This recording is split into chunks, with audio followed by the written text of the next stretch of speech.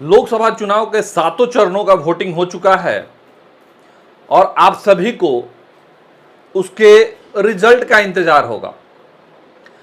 हम आपको बता दें कि 4 जून को जो है वो मतगणना है, लेकिन उसके पहले जो है सभी लोग अपना अपना एग्जिट पोल जारी कर रहे हैं।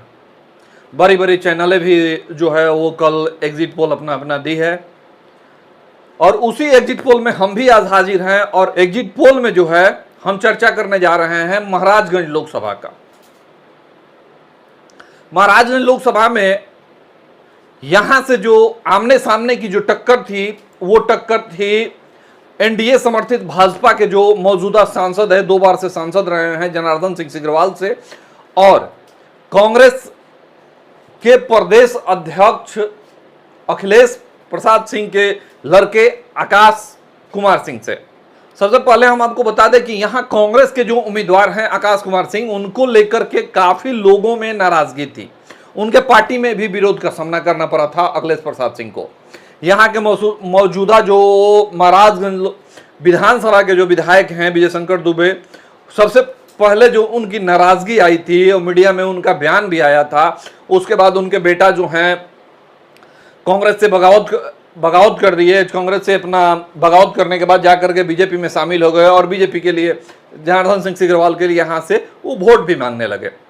कहीं ना कहीं विजय शंकर दुबे जो है वो अपना टिकट यहां से चाह रहे थे और उनका चाहना जो था वो कहीं ना कहीं से लाजमी भी था, क्योंकि वो यहाँ के मौजूदा, इसके पहले वो माझी से विधायक रहे हैं, उसके बाद उनको महाराजगंज से ही किया गया, महाराजगंज से भी वो विधायक रहे हैं, लेकिन उनको टिकट नहीं दे करके यहाँ जो है अखिलेश प्रसाद सिंह अपने बेटे आकाश कुमार सिंह को टिकट दे दिए। लेकिन यहाँ जो सबसे बड़ी जो वजह जो सामने आई, वो वजह आई यहाँ पे आमने सामने जो लड़ाई जो दिखी, वो यहाँ पे सीधा एक लड़ाई हो गया था राजपूत बनाम भूमिहार का। लालू यादव ने जो कार्ड खेला था वो कार्ड ज्यादा सफल नहीं हुआ। लालू यादव यहाँ से रणधीर कुमार सिंह का टिकट काट दिए, चूंकि रणधीर कुमार सिंह और जनार्दन सिंह सिग्रीवाल के बीच में लड़ाई होता था, दोनों राजपूत ही लड़ते थे। तो इस बार जो कार्ड खेला गया वो ये खेला गया कि कहीं ना कहीं जो भूमिहार वोट है वो एनडीए के वोटर है, और एनडीए जो भूमिहार वोटर है तो भूमिहार से ही यहाँ पे कैंडिडेट को खड़ा कर दिया जाए तो एनडीए का जो वोट है वो कट जाएगा। लेकिन इस बीच में क्या हुआ कि रणधीर कुमार सिंह जो है वो राजद से बगावत कर दिए और बगावत करने के बाद जो है वो जाकर के फिर से नीतीश कुमार में मिल गए और वो भी एनडीए के लिए वोट मांगने लगे। अब यहाँ पे समीकरण सीधा हो गया कि राजपूत और भूमिहार का यहाँ पे सीधा लड़ाई दिखने को मिला।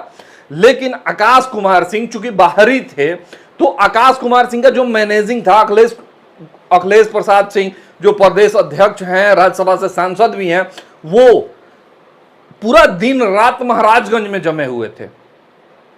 लेकिन कहीं ना कहीं महाराजगंज में वो जो है वो अपने जात को, बिहार में ऐसे देखा जाता है कि बिहार में जातीयता पे ही जो है वो लगभग टिकट दिया जाता है, उसके अनुसार ही वोटिंग होती है। लेकिन यहां पे अखिलेश प्रसाद सिंह अपने जात को इकट्ठा नहीं कर पाए।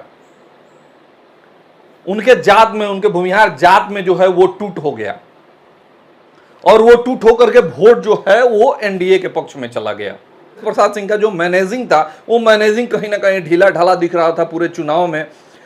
लेकिन वहीं अगर बीजेपी की बात करें तो बीजेपी का जो मैनेजिंग था, जो सिंह सिग्रीवाल जो है वो रिकॉर्ड बनाने के कगार पे खड़े हैं, तो उनका, या फिर बीजेपी का कहा जाए तो बीजेपी का जो मैनेजिंग था वो मैनेजिंग कहीं ना कहीं बहुत ही मजबूत तरीके से मैनेजिंग था और उस मैनेजिंग का असर हुआ कि वो प्रत्येक जात में अपना वोट बनाने में सफल हो गए।